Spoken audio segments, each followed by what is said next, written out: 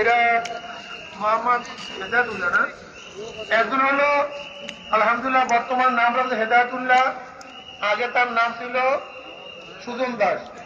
আর একজন হলো কি নাম রয়েছে মোহাম্মদ আব্দুল্লাহ, আগে নাম ছিল লিটন চৌধুরী।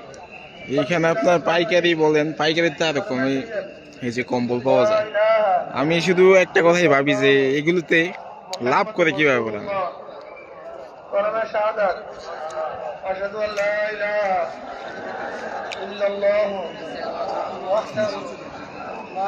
সেখানে অসংখ্য দোকান আছে, অসংখ্য দোকান, সবগুলাতে মানে এক একটাতে এক একটাই অনেক অনেক দাম কম।